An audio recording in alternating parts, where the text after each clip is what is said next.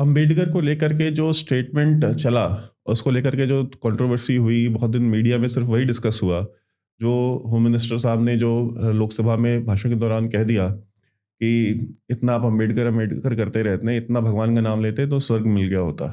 उसके आगे भी उन्होंने पूरा बोला। हाँ, उन्होंने पूरा, लेकिन उसने को उठा करके चलाया गया और हमने देखा कि बहुत सारा कंसेंसस, मतलब लोगों के बीच में आपस में बातचीत हुई, लोगों की प्रोग्राम्स हुए, लोग कोर्ट चले गए पिटीशन डालने और पता नहीं क्या क्या दुनिया भर की प्रेस कॉन्फ्रेंस हुई। डोंट यू थिंक कि कहीं ना कहीं जो सोशल मीडिया पे जो एग्रेशन आया है, जो ऑपोजिशन का, जो स्पेशली मिस इन्फॉर्मेशन जो फैलाते हैं, और ये देखते पॉलिटिकल पार्टीज करती हैं अपने इंटरेस्ट में, इसमें कोई ऐसी बात नहीं है। दुनिया भर में, अमेरिका में भी होता है, रिपब्लिकन्स डेमोक्रेट के बारे में झूठ फैलाते हैं, डेमोक्रेट्स रिपब्लिकन्स के बारे में झूठ फैलाते हैं। तो कहीं ना कहीं आप उस चीज को आप समझते हैं कि आप बेहतर तरीके से हैंडल किया सकता था क्या? उसका भी इम्पैक्ट आपको लगता है कि कहीं ना कहीं आपकी जो राजनीति है उसके ऊपर पड़ेगा, उस चीज का, अगर प्ले करना चाहे ये लोग? तो मेरा मानना यह है कि जो 2024 के चुनाव में इन लोगों ने झूठ फैलाया था, उसको हमने उससे 10 गुना ज्यादा बेहतर तरीके से इस बार अग्रेसिवली उसको काउंटर किया है। देखिए, भारत रत्न आदरणीय बाबा साहेब भीमराव अम्बेडकर जी का सम्मान सिर्फ भारतीय जनता पार्टी करती है और ये जनता के मन में जा रहा है। कांग्रेस पार्टी सिर्फ फेक न्यूज़ और डिसइंफॉर्मेशन का सहारा ले रही है जनता और समाज की जातियों को एक दूसरे में बांटने के लिए। अगर कांग्रेस पार्टी की नीयत साफ होती तो वो भारत रत्न बाबा साहेब भीमराव अम्बेडकर जी को भारत रत्न देते हैं। नेहरू जी ने खुद को भारत रत्न दिया, कांग्रेस ने इंदिरा गांधी को भारत रत्न दिया, पर अम्बेडकर जी को नहीं दे पाए।